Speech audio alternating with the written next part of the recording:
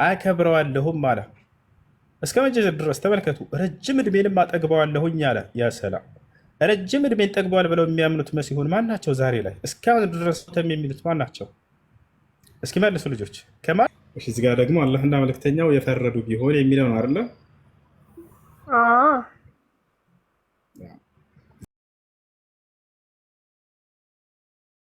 እንዴት ነህ? ደህና ነሽ ወይ? እግዚአብሔር ይመስገን። አለን አለን።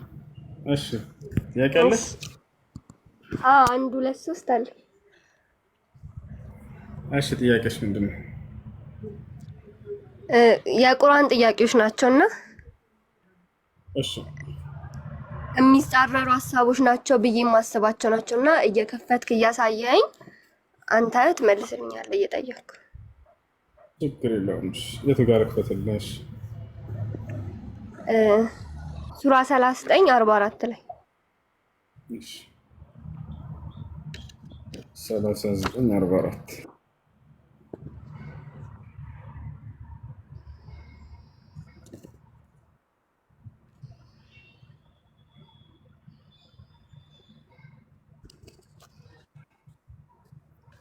እሺ ሄሎ አቤት አለይኩም ሰላም አልሐምዱሊላህ በኋላ እሺ 44 ላይ ምን ይላል? ምልጃ መላውም የአላህ ብቻ ነው። የሰማያትና የምድር ስልጣን የእርሱ ብቻ ነው። ከዚያም ወደ እርሱ ትመለሳላችሁ በላቸው ይላል። እሺ ምልጃ ያላ ብቻ ነው ይላል እዚህ ጋር እና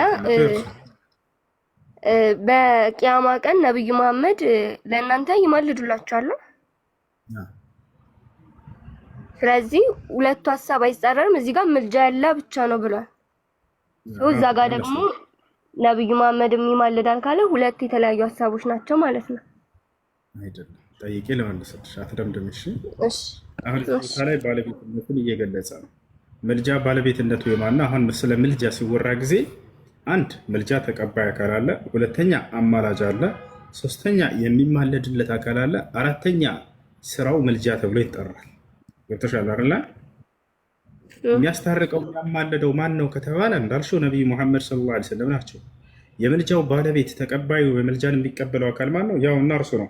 ምልጃ መላው የአላህ ብቻ ነው አለ። ባለቤትነቱ እርሱ ብቻ ነው። ከገብርኤል ጋር ከማንም ጋር ከመላክ ጋር ሄደን አናማለን ላ እርሱ ነው ምልጃውን የሚቀበለው አካል። አማላጁ ማን ነው? ነቢዩ ሙሐመድ ሰለላሁ ዐለይሂ ወሰለም ናቸው። የሚማለድለት አካል አለ ደግሞ ገብቶሻል አይደለ? ኃጢአተኛ አካል ማለት ነው። ከኃጢአቱ ምህረት እንዲደረግለት ነው አይደለ? ያ ስራው ደግሞ ምን ተብሎ ይጠራል? ምልጃ ተብሎ ደግሞ ስራ ይጠራል። ይሄ ነው። እሺ ስለዚህ እዛ ጋር የሚያሳየው ባለቤትነትን ነው። አዎ እዚህ ባለቤትነትን ነው። እርሱ የምልጃ መን ዘ ለዚ የሽፈዑ ዒንደሁ ኢላ ቢኢዝኒሂ ይላል። ቆይ አሁን ሌላ ቦታ ላይ ይሄን የሚተረጉምልሽ ላሳይሽ። ከእኔ ዘንድ ያለ እኔ ፈቃድ ማን አለ የሚያማልድ ይላል። የሚፈቅደው የማይፈቅደው እሱ ራሱ ነው ባለቤትነቱ። የሚያማልደው ግን ሌላ አካል ነው። ማን ነው የሚያማልደው ከእኔ ዘንድ ያለ እኔ ፈቃድ ይላል። ላሳይሽ፣ እሱን ላስነበብሽ።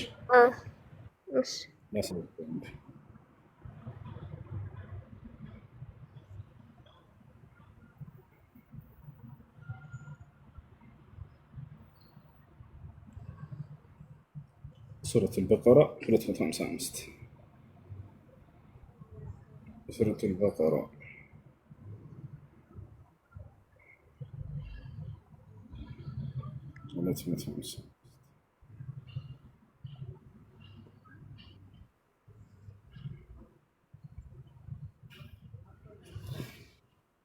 አንዴ ካሜራውን ላዙረው። ያን እዚህ ጋር ይታያሻል። እዚህ ጋር ምን ይላል? አላህ ማለት እንግዲህ ስለ አላህ ባህሪ ሙሉ ባህሪ የሚናገር ነው ይሄ ምዕራፍ። አላህ ከእርሱ በቀር ሌላ አምላክ የለም አለ። አንድና ብቸኛ ነው። ህያው ነው፣ ራሱን ቻይ ነው፣ ማንገላጀትም እንቅልፍም አትይዘውም። በሰማያት ውስጥና በምድር ውስጥ ያለው ሁሉ የእርሱ ብቻ ነው። አሁን አዳምጪ፣ ለጥያቄው መልስ እዚህ ጋር ያ እርሱ ዘንድ በፈቃዱ ቢሆን እንጂ የሚያማልድ ማን ነው ይላል። አየሽ፣ ከእርሱ ዘንድ የሚያማልዱ ሌላ አካሎች አሉ። ማን ነው ፈቃጁ? እርሱ ራሱ ነው። ያለ ፈቃዴ ማን አለ የሚያማልድ ይላል። እርሱ ምልጃን የሚፈቅደው የማይፈቅደው እርሱ ነው፣ ባለቤትነቱን የሚገልጽ ነው። የሚያማልድ ደግሞ ሌላ አካል አለ። ነቢዩ መሐመድ ሰለላሁ ዐለይሂ ወሰለም ናቸው ማለት ነው። ሐታ መላእክቶችን ቢሆኑ ያለኔ ፈቃድ አያማልዱም ይላል። በሱረቱ ነጅም ላይ ሲናገር አላህ ሱብሓነሁ ወተዓላ ወከም ሚን መለኪን ፊ ሰማዋት ላ ቱግኒ ሸፋዓቱሁም ሸይአን ኢላ ሚን ባዕድ አን የእዘነ አላህ ሊመን የሻእ ወየርዳ ይላል። ወላ ተንፈዑ ሸፋዓቱ ዒንደሁ ኢላ ሊመን አዚነ ለህ ይላል። ከእኔ ዘንድ ለፈቀድኩላቸው ሰዎች ካልሆኑ በስተቀር ምልጃዎች አይጠቅሙም ይላል። እኔ ነኝ የምፈቅደው የማልፈቅደው እሱ ባለቤትነቱን የሚገልጽ ነው። ገብቶሻል? እሺ ቀጥል። ልቀጥል። ሌላ ቀጥል። ሱራ 916 ላይ ቁጥር እሺ 916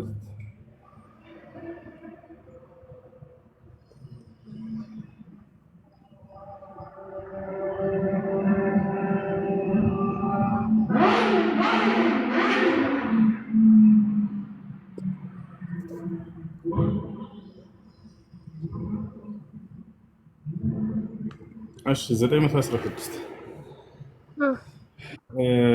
ኢነ አላህ ለሁ ሙልኩ ሰማዋት ወልአርድ ዩሕዪ ወዩሚት ወማ ለኩም ሚን ዱኒላሂ ሚን ወሊይን ወላ ነሲር ይላል። አላህ የሰማያትና የምድር ንግስና የእርሱ ብቻ ነው ይላል። የሰማያትና የምድር ንግስና ሁሉ የእርሱ ብቻ ነው። ሕያው ያደርጋል ይገድላልም ማለት ነው። ሕያው የሚያደርገው እርሱ ነው፣ የሚገድለውም እርሱ ነው። ለእናንተ ከእርሱ በቀር ጠባቂ ረዳትም የላችሁም ይላል። እሺ ከዛ ከዚህ ሀሳብ ጋር አይሄድም ያልኩት ሱራ 5:55 ላይ እዚህ ጋር እንደው ፖይንቱ ረዳት ከእርሱ በቀር የላችሁም ይላል። አምስት ስንት ነው ያልሽው? 5:55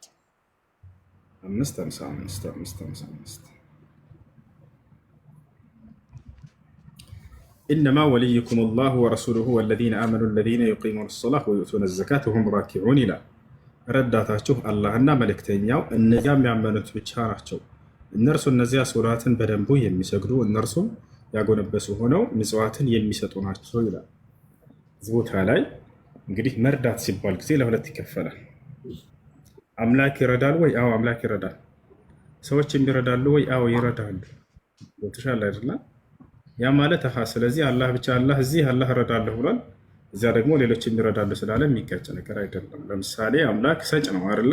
ሰዎችም ይሰጣሉ እኮ። አምላክ ሰጭ ነው የሚለውን ወስድና ሰዎችም ይሰጣሉ የሚል ካለ ይጋጫል ማለት አይደለም። እነዚህ በአቅማቸው የሚረዱት ነገር አለ፣ ፈጣሪ የሚረዳው ነገር አለ።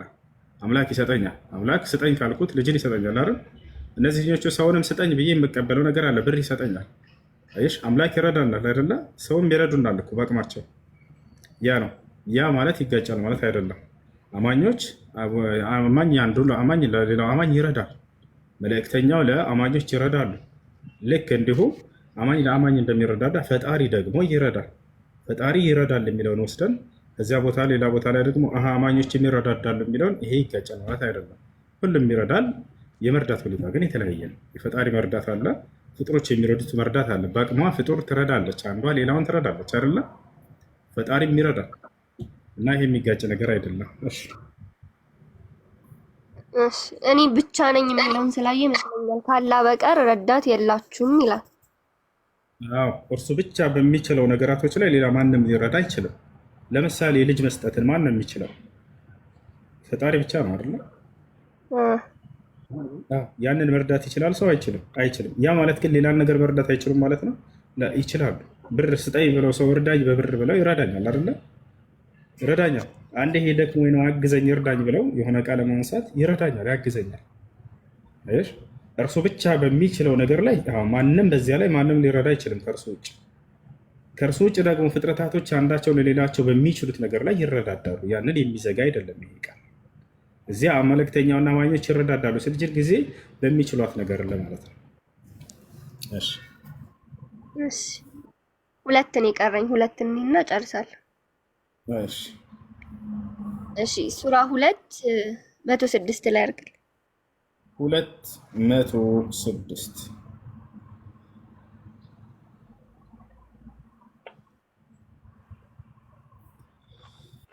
إن እሺ ማ ነንሰኽ ሚን አየቲን አው ኑንሲሃ ነእቲ ቢኸይሪን ሚንሃ አው ሚስሊሃ አለም ተዕለም አነ ላህ ዐላ ኩሊ ሸይኢን ቀዲር ይላል። አንቀጽ ብንለውጥ ወይንም እርሷን ብናስረሳ ከእርሷ የሚበልጠን ወይንም ብጤዋን እናመጣለን ይላል። አላህ በነገር ሁሉ ላይ ቻይ መሆኑን አታውቅምን ይላል።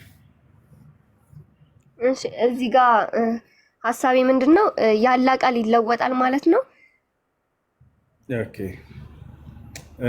ቢለውጥ ማለት የተሻለ ህግ ቢያመጣል ማለት ነው። ለምሳሌ የሆነ ህግ ያወርድና ከዛ የተሻለ ህግን ደግሞ እሱ ያመጣል። ለምሳሌ ልንገርሽ፣ እዚሁ ከቁርአን ላይ ላንሳለሽ። ሰዎች መጀመሪያ ላይ ፍርዱ ምን ነበር? ዝሙትን ከሰሩ እስኪሞቱ ድረስ ቤት ውስጥ ይታሰሩ የሚል ህግ ነበር። ይሄን አላህ ቀየረውና ምን አደረገ? የተሻለ ሰጠን። ምን 100 ግርፋት ይገረፋል። እዛኒየቱ ወዛኒ ፈጅልዱ ኩለ ዋሒድ ሚንሁማ ሚአተ ጀልዳ፣ 100 ግርፋት ይገረፋሉ፣ ይተዋሉ። ያንን ህግ ማን ነው የሚቀይረው ከተባለ ፍጡር ከሆነ ላ ፍጡር የመቀየር አቅም የለውም። ራሱ አምላክ ነው ያንን የተሻለ ብሎ ገለጸው እዚሁ ላይ። ከዚያ የተሻለን ህግ አላህ ምህረት ያደርግላቸዋልና አምላክ ይምራል አይደለ? ያዝናል አይደል? ያንን ከባድ የነበረውን ህግ ቀለል አድርጎ የማውረድ እንትን አለ ያለ ማለት ነው። ፍጡር ይቀይረዋል ወይ ይህን የአምላክን ቃል? አይችልም እሱ። ስለዚህ ራሱ አምላክ አላህ መጀመሪያ ያወጣውን ቃል መቀየር ይችላል። እሺ ሱራ 18:27 ላይ ግን አብረን እናየዋለን። ቃሌም አይለወጥም ይላል። እሱ ቃል ኪዳን ገብቶ ከሆነ አምላክ ያንን በፍጹም ማንም የሚቀይር የለም ነው። ያንን ቃል ወስሮ ከሆነ ቃሌ አይለወጥም። ቃል ሲል ጊዜ አንድ አይደለም ትርጉሙ፣ ንግግር ሊሆን ይችላል። ልክ እንዲሁ ደግሞ ቃል መግባትም ሊሆን ይችላል። አላህ እንዲህ አደርጋለሁ ብሎ የተናገረው ቃል መግባት ከሆነ ችግር የለውም። 16 ስንት ነው? 18:27 18:27 ያ ወትሉ ማ ኡሕየ ኢለይከ ሚን ኪታቢ ረቢክ ላ ሙበድለ ሊከሊማቲሂ ወለን ተጅደ ሚን ዱኒሂ ሙልተሐ። ከጌታህ መጽሐፍ ወደ አንተ የተወረደውን አንብብ፣ ለቃላቶቹ ለዋጭ የለውም፣ ከእርሱም በቀር መጠጊያን በፍጹም አታገኝም ይላል። የእርሱን የአላህ ሱብሓነሁ ወተዓላን ቃል ማንም የሚለውጥ የለም። እዚህ ቦታ ላይ እርስ ለእርሱ ሳይሆን ሌላ አካሎች ናቸው። ሌላ አካል መጥቶ የእርሱን ቃል ሊለውጥ አይችልም ነው። እሱን ቅድም ስነግርሽ ነበረ። ሌላ ቦታ ላይ የጠየቅሽ መስሎኝ ነው። ወተመት ከሊመቱ ረቢከ ስድቀን ወዐድላ ላ ሙበድለ ሊከሊማቲሂ ይላል ሱረቱል አንዓም ላይ። የኔን ቃል የሚለውጥ ማንም የለም ይላል። እና እዚህ ቦታ ላይ ቅድም እንዳልኩሽ የአምላክን ቃል ማንም ሰው መጥቶ ሊለውጥ አይችልም ነው የሚለው። የጌታህም መጽሐፍ ወደ አንተ የተወረደውን አንብብ፣ ለቃላቶቹ ለዋጭ የላቸውም ይላል። ማንም የሚለውጣቸው የለም የእርሱን ቃል ማለት ነው። ለቃላቶቹ ጊዜ 10 ስንት 64 ላይ 10:64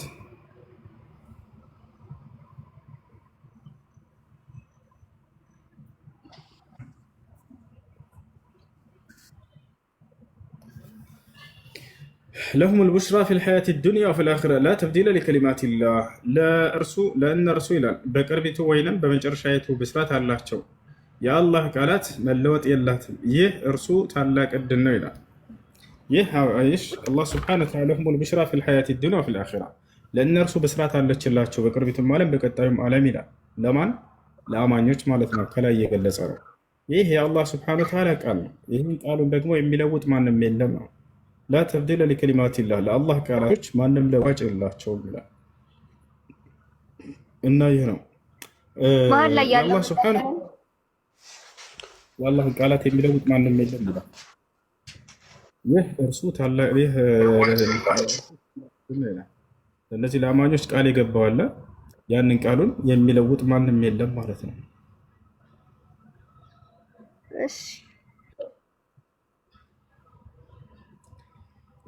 لهم البشرى في الحياة الدنيا وفي الآخرة لا تبديل لكلمات الله لهؤلاء الأولياء البشارة من الله في الحياة الدنيا بما يسرهم ومنها الرؤيا الصالحة يراها المؤمن أو ترى له وفي الآخرة بالجنة لا يخلف الله وعده ولا يغير أيش يرسون قال كدان يقبون የሚለውጥ የለም ማለት ነው።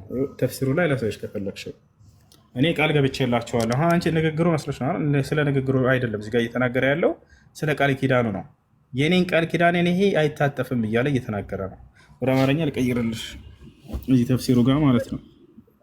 ያው የኔን ቃል ይሄ ቃሌ ነው፣ ለአማኞች የገባሁት ተስፋና ቃል ነው። ይሄ ቃሌ ደግሞ ማንም የሚለውጠው የለም እያለ ነው። ላ ዩኽሊፉ ላሁ ወዕደሁ ወላ ዩገይር። ወደ አማርኛ በትክክል ከተረጎመው ጎግል ዓለይሂ ሰላም በትክክል ከተረጎሙት ሁሉንም ወደ አማርኛ ልቀይርላቸው።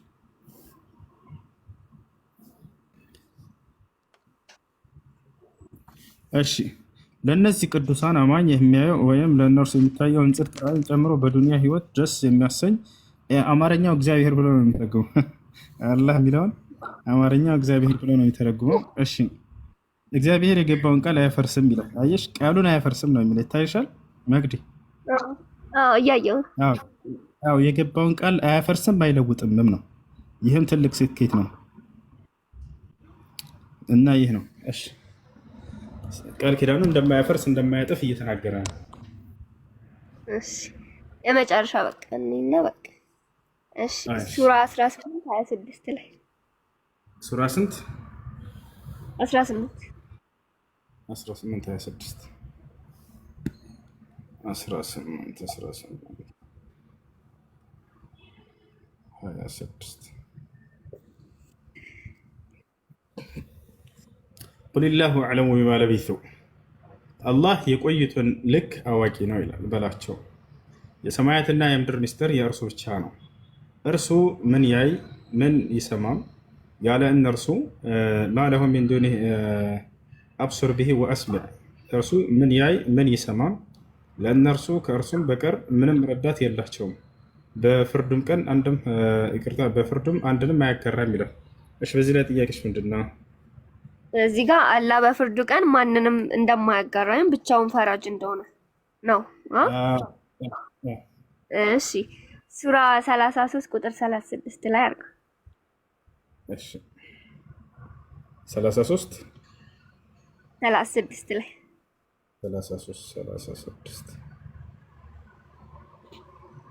36 እሺ አላህና መልእክተኛውም ነገርን በፈረዱ ጊዜ ለምእመናት ከነገራቸው ለእነርሱ ምርጫ ሊኖራቸው አይገባም።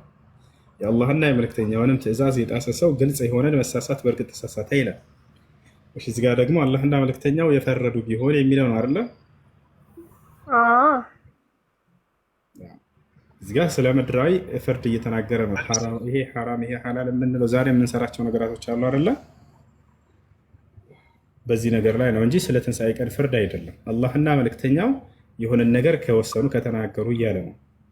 ያ ነው ስለ ምድራዊ ፍርድ ነው። በምድር ላይ አምላክ ለነቢዩ ሙሐመድ ሰለላሁ ዐለይሂ ወሰለም ሌላም ቦታ ላይ ወአን ይሕኩም በይነሁም ቢማ አንዘለላህ ይላል። ሙሐመድ ሆይ እኔ ወደ አንተ ባወረድኩት ህግና ስርዓት ፍረድ እያለ ያዛቸዋል። አየሽ ዳዊትንም ፍረድ ብሎት ነበር በጊዜው። ያ ዳውድ ኢና ጀዐልናከ ኸሊፈተን ፊል አርድ፣ ዳዊት ሆይ እኔ አንተን በምድር ላይ ምትኪ አድርጌሃለሁኝና ፈሕኩም በይነ ናስ ቢልሐቅ፣ በሰዎች መካከል በእውነት ፍረድ ይለዋል። ስለዚህ ነቢያቶች የፍርድን ስልጣን ከተሰጡ ካየሽ በቁርአን ላይ በምድራዊ ስልጣን ላይ ምድር ላይ የአምላክን ህግና ስርዓት መሰረት አድርገው ይፈርዳሉ። ስለዚህ እንጂ ስለ ትንሣኤው ቀን አይደለም። የትንሣኤ ቀን የሚፈርደው ኢነላሀ የሕኩሙ በይነሁም የውመል ቂያመቲ ፊማ ካኑ ፊህ የኽተሊፉን ይላል። አላህ የትንሣኤ ቀን በሰዎች መካከል የሚፈርደው እሱ ራሱ ነው። እሺ አመሰግናለሁ። እና ትላንት ስታወራ ከሰማሁህ ላይ ካስታወስከው ንገረኝና እሱን ጽፌ ልውጣ። ለምሳሌ ከምን አስታውሽ? የሆነች ልጅ ስጠይቅህ ከእናንተ መጽሐፍ ቅዱስ ኢየሱስ እንዳልተሰቀለ አሳይሻለሁ ብለሃት ነበር። አዎ እንግዲህ ክርስቶስ ተሰቀለ የሚልም አለ ተጽፏል። ነገር ግን እንዳልተሰቀለ የሚያሳዩ አሉ። ያ ማለት ነገሩ በእርሱ ላይ በእውነት እንዳልሆነ ነው ስናገር የነበረው። በእርግጥ ትላንትና ስለ ቁርአን ላይ ስላለው ነው። አልገደሉትም አልሰቀሉትም ብሎ የተናገረውን ነው። እሱን ነው የምትፈልጊው ወይንስ ከመጽሐፍ ቅዱስ አንጻር ያለው ነው የምትፈልጊው? ከመጽሐፍ ቅዱስ ላይ ያለው። እሺ ከመጽሐፍ ቅዱስ ላይ ኢየሱስ ክርስቶስ እንደሚታወቀው አድነኝ እያለ አምላኩን ለምኖ ነበር አይደል? የዛኔ ዮሐንስ ወንጌል ምዕራፍ 12 ቁጥር 27 ላይ ምን ይላል መሰለሽ? እያሳየውሽ 12:27 ላይ ምን ይላል? ዮሐንስ ወንጌል ይታይሻል። ምዕራፍ 12 ይቅርታ ማቴዎስ ነው የከፈቱት። ዮሐንስ 12:27 ላይ ስትወርጅ ጊዜ ምን ይላል? አሁን ነፍሴ ታውካለች፣ ምንስ ስላለሁ አባት ሆይ ከዚህ ሰዓት አድነኝ፣ አድነኝ እያለ ለምኖታል አይደል? ጸሎት አድርጓል። ብዙ ቦታ ላይ እንደ ጸለየ ያሳየናል። ጸሎት አድርጓል። ስለዚህ ይሄን ጸሎቱን አምላክ ተቀብሎታል፣ ሰምቶታል ወይ ከተባለ አዎ ሰምቶታል። እንደሰማው የት እናገኛለን ከተባለ ዕብራውያን ምዕራፍ 5 ቁጥር 7 ያው እርሱም በስጋው ወራት ያ ማለት ምድር ላይ ያለ ከሞት ሊያድነው ወደሚችል በብርቱ ጩኸትና ከእንባ ጋር ጸሎትንና ምልጃን አቀረበ፣ እግዚአብሔርንም ስለመፍራቱ ተሰማለት። ጸሎቱ ተሰምቶለታል። ከሞት ለሚያድነው ወደ አምላኩ ጸሎት አደረገ። ተመልከች። ስለዚህ አምላኩ ያንን ጸሎቱን ሰምቶታል ማለት ነው። ጸሎቱን መጀመሪያ ምን ላይ ነበር ያለው? አድነኝ ብሎ የለመነበትን ዮሐንስ ወንጌል ምዕራፍ 12 ቁጥር 27 ምዕራፍ 12 ቁጥር 27 ቁጥር 27። እሺ ከዛ ጸሎቱ ተሰምቶለታል። ይሄ ደግሞ ዕብራውያን ምዕራፍ 5 ቁጥር 7 ምዕራፍ 5 ቁጥር 7። እሺ ያው እና ይታያችኋል። ማቴዎስ ወንጌል ምዕራፍ 4 ቁጥር 6 ላይ ተመልከቱ። ይህ ስለ ኢየሱስ ክርስቶስ የተነገረ ነው። መላእክቱን ስለ አንተ ያዝልሃል፣ እግርህንም በድንጋይ ከቶ እንዳትሰናከል በእጃቸው ያነሳል ተብሎ ተጽፏልና ይላል። አየሽ፣ ስለ ኢየሱስ ክርስቶስ ነው። የቱ ጋር ነው የተጻፈው ስንል ጊዜ መዝሙረ ዳዊት ላይ ነው። መዝሙረ ዳዊት ላይ ቀጥታ ስንሄድ ይሄን ጥቅስ እናገኛለን። ስለ ኢየሱስ እንደሆነ የአዲስ ኪዳን ባለቤቶች አስቀምጠውታል። ያው የት ነው? መዝሙረ ዳዊት ላይ ይታይሻል። መዝሙር 91 ላይ ቃል በቃል እዚህ ጋር ጫን ስተያተችን የማቴዎስ ወንጌል የሚለውን ስትጫኘው ይሄን ቃል አስመልክቶ የተጻፈው የት እንደሆነ ያስቀምጥልሻል። መዝሙር 91 ላይ ይሁን መዝሙር 91 እንሄድና ስለሱ የተነገረውን እስኪ ምን ይላል ሙሉውን እንመልከተው። ስለሱ እንደሆነ የአዲስ ኪዳን ባለቤቶች ጽፈውልናል። ሙሉ ምን ይላል? ስለ ኢየሱስ የተነገረ ነው። 91 ላይ እንመልከት። የአሁኑ ቃል በቃል ያውና እዚህ ጋር ታገኝታላችሁ። ያው በመንገድ ሁሉ ይጠብቁህ ዘንድ ይላል። ይታይሻል። መዝሙር ላይ መዝሙር 91 ምዕራፍ ቁጥር 11 በመንገድ ሁሉ ይጠብቁህ ዘንድ መላእክቱን ስለአንተ ያዛቸዋልና ይላል። እግርህም በድንጋይ እንዳትሰናከል በእጆቻቸው ያነሱሃል ይላል። በተኩላና በእባብ ላይ ትጫማለህ፣ አንበሳውንና ዘንዶውን ትረግጣለህ ይላል። ይህ ምን ያሳያል? ክርስቶስ በጠላቶቹ ላይ የበላይ እንደሚሆን ነው የሚያሳየው አይደለ? በተኩላና በእባብ ላይ ትጫማለህ፣ አንበሳውንና ዘንዶውን ትረግጣለህ፣ እሱ ያሸንፋቸዋል። ቀጥሎ ምን አለ? በእኔ ተማምኗልና አስጥለዋለሁኝ አለ። እንግዲህ ከጠላት እንደሚያስጥለው እየተናገረ ነው። ክርስቶስ በእግዚአብሔር የተማመንኩ ነኝ እያለ ይናገራል። ያስጥለዋል ከጠላቶቹ። ስሜንም አውቀዋልና እጋርደዋለሁኝ አለ። ከጠላት ነው የሚጋርደው። ቀጥሎ ምን አለ? ይጠራኛል አለ። እንግዲህ ቅድም ጠርቷል አይደል? አምላኩን አድነኝ ብሏል አይደለ? ያው ይጠራኛል፣ ከዚያስ እመልስለታለሁ አለ። መልስ ይሰጠዋል፣ ያድነዋል። አድነኝ ብሎታል አይደል? ያድነዋል። እንደሚያድነው ይናገራል። ቀጥሎ ምን አለ? በመከራውን ጊዜ ከእርሱ ጋር ሆናለሁ፣ አድነዋለሁ፣ ያሰላም አከብረዋለሁም አለ። እስከ መቼ ድረስ? ተመልከቱ። ረጅም ዕድሜንም አጠግበዋለሁኝ አለ። ያሰላም ረጅም ዕድሜን ጠግበዋል ብለው የሚያምኑት መሲሁን ማን ናቸው? ዛሬ ላይ እስካሁን ድረስ የሚሉት ማን ናቸው? እስኪ መልሱ ልጆች። ከማንም በላይ ከአዳም ከኖህ ከምናምን ምድር ላይ እንደ ኢየሱስ ዕድሜን የኖረ የለም እዚህ ዓለም ላይ። ከተወለደ ጀምሮ እስካሁን ድረስ አልሞተም፣ ዕድሜን እየጠገበ ነው ብለው የሚያምኑት ሙስሊሞች ናቸው። አይ በ33 ዓመቱ ተገድሏል፣ ተሰቅሏል፣ ሞቷል ብለው የሚያምኑ ሰዎች ግን በፍጹም ይሄ ቃል እርሱን አይመለከትም ማለት ነው። ዕድሜን ጠግቧል፣ ያው ረጅም ዕድሜን አጠግበዋለሁ ብሎ ቃል ገብቶለታል። ማዳኔንም አሳየዋለሁ ብሏል። መዳኑን የሚያህል ክርስቶስ ራሱ ታቸዋል። ወደ ላይ ከፍ ብላችሁ ተመልከቱ። እዚህ ጋር ይሄ ነው እና አምላኩ እንደሚያድነው ተነግሮለታል። ይሄን እዚህ ጋር በደንብ አስተውሉት ያ ጀማዓ። ያው በአጠገብህ 1000 በቀኝህም 10,000 ይወድቃሉ፣ አንተ ግን አይቀርም። ማቴዎስ ወንጌል ምዕራፍ 4 ቁጥር 6 ላይ ያለውን ቀጥታ ስትጫኘው ጊዜ እንዲህ ተብሎ ተጽፎልሃል ተብሎ የተነገረው ለክርስቶስ እዚህ ጋር ወደ መዝሙር 91 ይወስድሻል። መዝሙር 91 ላይ ያለው ስለ ኢየሱስ ነው።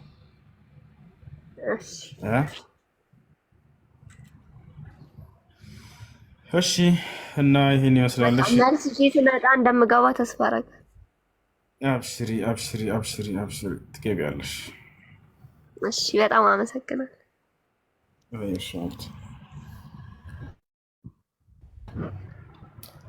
ያ ሰላም ያ ሰላም ያ ሰላም እኔ ኦርቶዶክስ ሃይማኖት አስገባኝ። አንድ ጥያቄ አለኝ። እሺ አስገቡት። ነግቢ ልኬልሻለሁኝ። እሺ እሱ ልቀጥል። እሺ ትቀጥያለሽ። አንድ ጊዜ ለክርስቲያኖች አስቀድሟቸው፣ እነሱ እንግዶቻችን ናቸው እዚህ ቤት። ስለዚህ እንግዳ ይቀደማል። እሺ እስክትገባ ድረስ ጠይቂ። በቃች። ልኬልሻለሁ። ኮሜንት ላይ ክርስቲያን ነኝ አስገባኝ አልሽው ልጅ። እሺ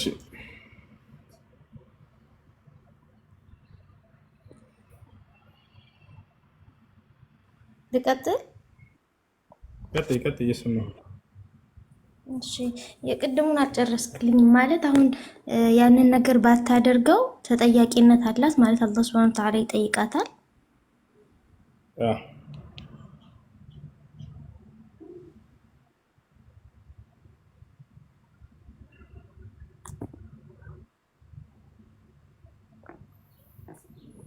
ማለት ያኔ አትጠየቅበትም፣ ግዴታው አይደለም የሚባል ፈተዋ ስለሰማሁ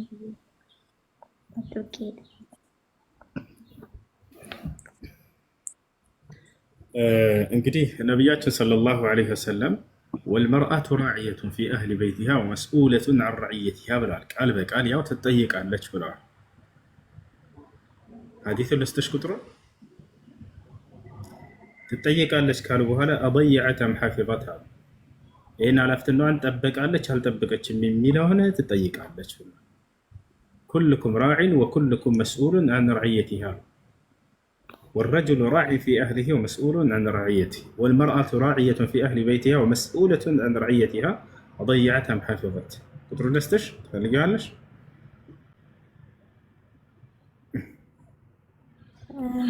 ማለት እሺ አንቺ ቤት ውስጥ በመስራት ምናምን ከብደሽ ነው? አይ ማለት ይሄ ተሳስቦ የመኖሩን ሳይሆን ግዴታ ያኒ ግዴታ አለባት ወይ የሚለው ላይ ነበር። እኔ ግዴታ አለበት፣ እሱ ላይ እኮ የማስተዳደር ግዴታ አለበት ማለት ሌላ ኃላፊነት መወጣት እንዳለ ሆኖ እንደዚህ የቤት ስራዎች አሁን ለምሳሌ ቅድም እንደነገርኩ ምግብ መስራት ምናምን አለው አይደለ? እነዛ ነገራቶች ሌላ ምን ኃላፊነት አለ በርሳ ነገር ነው። ብዙ ኃላፊነት አለ እንጂ ለምሳሌ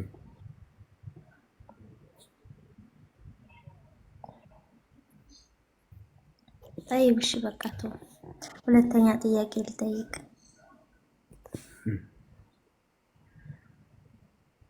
ሁለተኛ ጥያቄ ደግሞ ሴት ልጅ ያኔ እንደዚህ እንትን ሚዲያ ላይ ቁርአን መቅራት ትችላለች? በውስጥ ቀሪ ልታስተምሪ ምናምን ከሆነ እሺ የዛኔ ችግር የለው። ልታስተምር ከሆነ ሴት ልጅ እናታችን አይሻ ታስተምር ነበር። ሰዎችን ከግርዶሽ በስተጀርባ ሆነው ይማራሉ። አንቺ ሚዲያ ላይ ወጥተሽ እንደዚህ መቅራት ፈልገሽ ነው? ወቀርነ ፊ ቡዩቲኩን ይላል አላህ። ሴቶች ሆይ የቤታችሁ እርጉ። ወላ ተበረጅነ ተበረጅ ልጃሂልየት ልኡላ እንደ ቀደምት መሃይማን ዘመን ሴቶች መገላለጥን አትገላለጡ ይላል። ፈላ ተኽضዕነ ቢልቀውል ይላል ወረድ ብሎ እዚያው ድምፃቸውን ለስለስ አታድርጉ። ፈየጥመዕ አለዚ ፊ ቀልቢሂ መረድ ያ በውስጡ ላይ በሽታ ያለበት ሰው ሌላ ነገር ይፈልጋልና ድምጿን ሲሰማ አንድ ወንድ ልጅ ደካማ የሆነ ሰው እች ልጅ ድምጿ ሲያምር ብሎ ተማርኮ ወደ ሌላ ነገር እንዳያስብ በሩን ዘጋው አላህ ሱብሓነሁ ወተዓላ። ለዚህ ሲባል ከባሏ ፊት ወይም ብቻዋን ስትሆን ዒባዳ እንዲሰራ ከአላህ ሱብሓነሁ ወተዓላ ለእርሱን አይደል። ነገር ግን የምታስተምር ከሆነችስ የዛኔ ምክንያት አላት። የምታስተምር ከሆነ ታስተምራለች፣ አታስተምርም አልተባለም። እናታችን አይሻ ታስተምር ነበር፣ ወንዶችን ታስተምር ነበር ከግርዶሽ በስተጀርባ። ስለዚህ ኒቃብ ለብሳ እስከሆነ ድረስ እሷ እስካልታየች ድረስ ወይም ቪዲዮን አጥፍታ እስከሆነ ድረስ ከወንዶች ጋር ሊገኝ የማይችል የእውቀት የዘርፍ አይነት ካለ ሴት ልጅ በዚህ መልኩ መስፈርቶችን ጠብቃ መስጠት ትችላለች እውቀት።